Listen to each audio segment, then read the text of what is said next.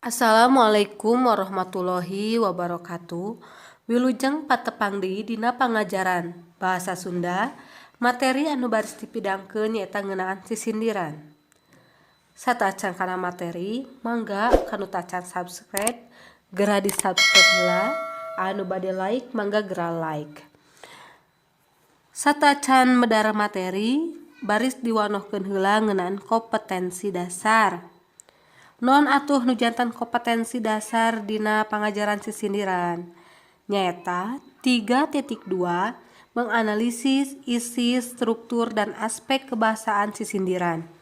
4.2 menyusun dan menampilkan sisindiran secara lisan atau tulisan sesuai dengan konteks dan fungsi sosialnya. Sedengkeun anu janten tujuan pangajaran nyaeta kahiji, siswa bisa weruh kana wangun sisindiran. Kadua, siswa bisa ngabedakeun wangun sisindiran. Anu katilu, siswa bisa apal harti sisindiran.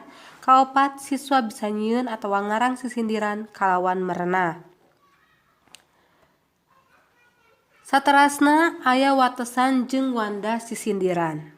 Numutkeun Budi Rahayu Tamsah, sisindiran teh asalna tina kecap sindir anu ngandung harti omongan atawa caritaan anu dibalibirkeun henteu togmol. Aya nu nyebutkeun oge yen sindir teh hartina sisi. Maksudna sagala rupa pamaksudan henteu ditaragalkeun atawa torojogan.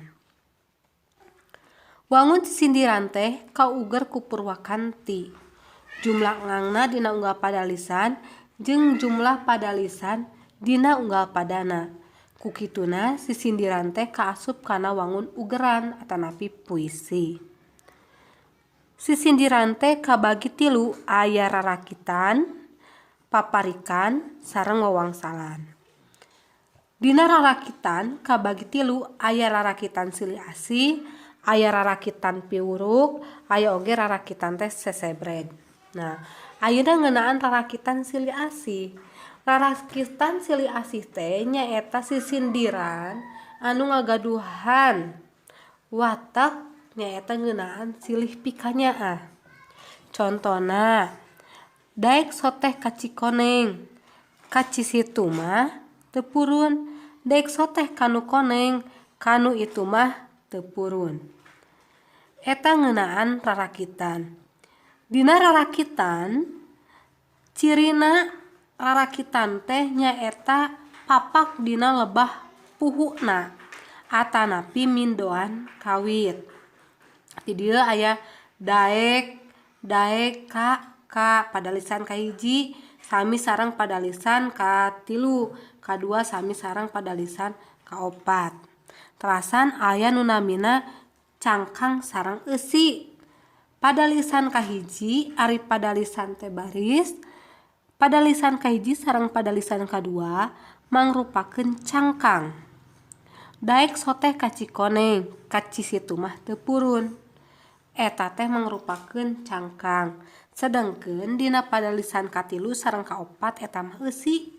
Daek soteh kanu koneng, kanu itu mah teu purun. Salajengna aya rarakitan piwuruk.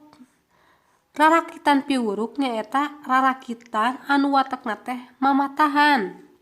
Contona, lamun urang kaci kole moal hese tumpak kahar, lamun urang boga gawe moal hese barang dahar. Nah, dina di dieu rarakitan piwuruk aya nu hayang ditepikeun yen urang teh kudu daek digawe sangkan moal hese pikeun barang dahar. Sedengkeun rarakitan sesebred mah ieu heureuy atanapi banyol. Majar maneh cengkeh koneng kulit peuteuy dina nyiru, majar maneh lengkeh koneng kulit beuteung mani namru. Salah sahiji fungsi sesebred sangkan anu narima pesan teh henteu babari kasinggung atanapi henteu babari ngambek. Janten ditepikeunna ngalangkungan sisindiran. Saterasna aya paparikan. Ai paparikan teh meh sarimbag jeung rarakitan. Bedana paparikan mah henteu kudu papak di puhuna atanapi mindoan kawit, tapi ukur deukeut sorana sarta murwakantina dina akhir padalisan. Atanapi disebat oge Purwakanti laras wekas. Contoh aya paparikan silih asih atanapi silih pikanyaah teh hayang nepikeun rasa kanyaahna. Contohna aya meri dina rakit boboko wadah bakatul, lain nyeri ku panyakit kabogoh direbut batur. Salajengna aya paparikan piuruk. Nah, baju kutub heureut pola dikelin teu dijalujur. Mun teu cucut di sakola arisin balik ka lembur. Mangga titenan ku sadayana dina paparikan ieu anu papak teh dilebah tungtungna. Dina paparikan piuruk padalisan kahiji baju kutub heureut pola. Ngang panungtung dina pola ieu papak atanapi sami Murwakanti sareng padalisan katilu panungtung mun teu cucut ti sakola. Didinya eta cirina paparikan. Atanapi paparikan oge tiasa samina teh awal sareng akhir. Ayeuna paparikan sasebred. Saeta anu keur calik meuni jiga kabuhulan saeta anu belik jadi hayang ngaheureuyan. Eta sasebred. Ti dieu sami antara payuna sareng pengkerna. Saha eta anu keur calik padalisan kahiji padalisan katilu saha eta anu belik. Janten paparikan mah aya dua ciri. Naha tungtung naungku anu sami atanapi payun sareng panungtung. Anu salajengna aya wawangsalan.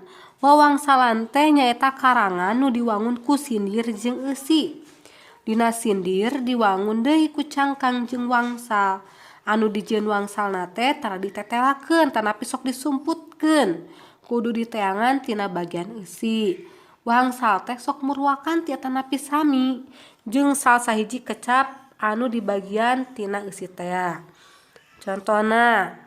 Contoh wawangsalan, belut sisit sabadarat. Eta kalimah cangkang tatarucingan. Kapirarai siang wengi, tah pikeun eusina sok Murwakanti sareng kalimah eusi. Tiasa oge digambarkeun. Padalisan kahiji ngagambarkeun aya belut sisitan bisa di darat, bisa hirup di darat. Kapirarai siang wengi dina kalimah eusi aya clue atanapi aya kata kunci kapirarai sato naon wanguna jiga belut bisa hirup di darat terasan dina padalisan kadua aya kapirarai nyaeta eusina orai. Terasan contoh salajengna dudukuy panjang gagangna pikir bati ngalang layung. Dudukuy panjang gagangna.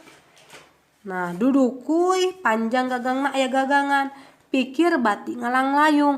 Dina padalisan kadua aya clue aya kata kunci nyaeta ngalang layung.